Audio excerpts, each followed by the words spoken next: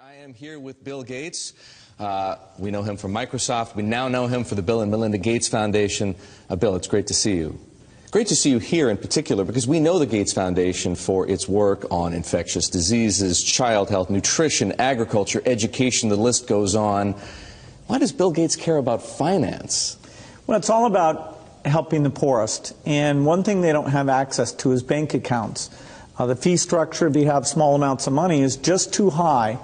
And we got involved in some traditional microlending, but just didn't see how that could scale up and get inexpensive enough. So now we're involved in trying to make sure we get a very efficient digital payment structure set up for all the poorest in the world to get financial products that work for them. What are you doing?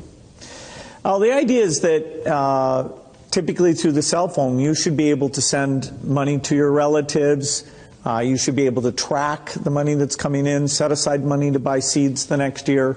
And there are countries where this is beginning to take off.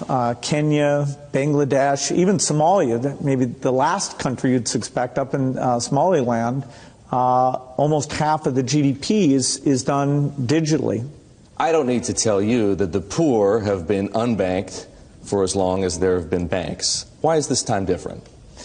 Well, it's really the digital revolution. The poorest have bought cows, stored gold, put currency under their mattress, but they are getting cell phones. And the cell phone capability of identifying who's using the cell phone, letting you look at your spending patterns, that's going to be common sense. People are going to have help and lots of innovative products competing on top of this digital currency platform.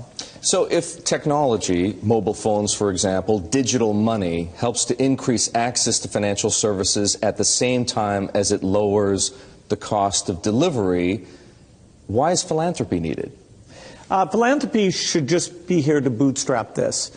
There are a lot of regulations in this area, and understanding how those regulations can make the cost of remittances, where you're sending money back to your family in your country of origin, how right now that has about a 5% overhead on it. We think we have a role to make sure that, particularly for the smaller transactions, the regulations don't impose those very high costs.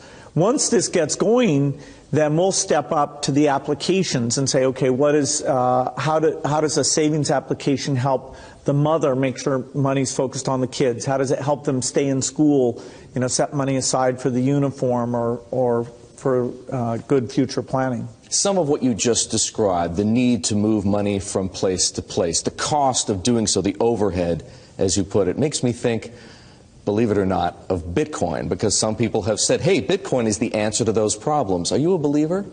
Well, Bitcoin is exciting because it shows how cheap it can be. Bitcoin is better than currency in that you don't have to be physically in the same place. And, of course, for large transactions, currency can get pretty inconvenient.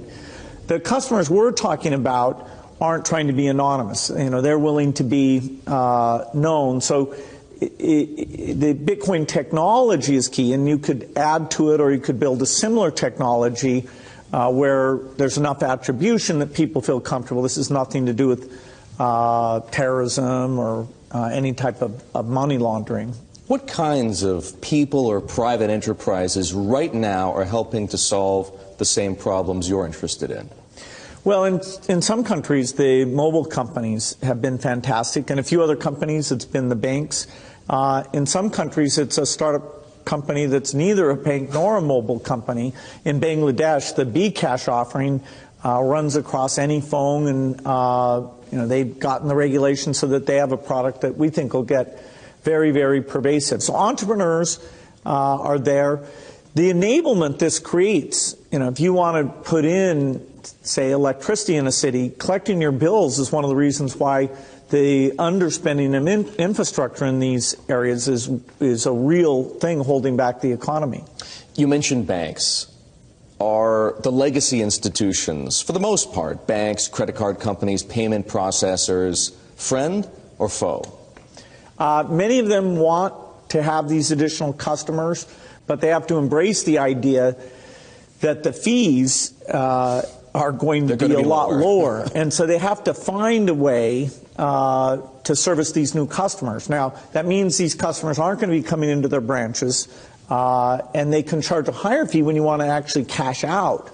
But if it's a pure digital transaction, then, you should be paying, less than 1% to move that money from you to a merchant or from you to a friend, even with meeting all the regulatory requirements.